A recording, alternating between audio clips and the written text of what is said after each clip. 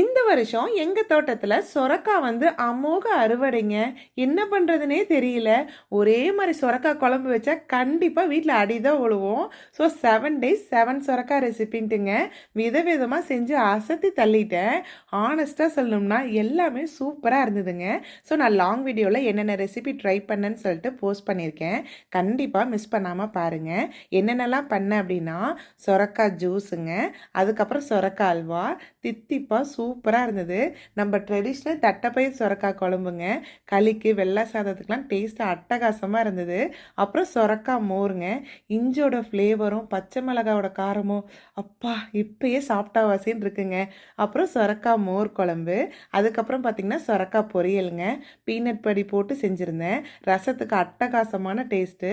சொரக்காய் துவையலுமேங்க காரசாரமாக சூப்பராக இருந்தது. ஸோ கண்டிப்பாக ரெசிபி லாங் வீடியோவில் ட்ரை பண்ணி பாருங்கள்.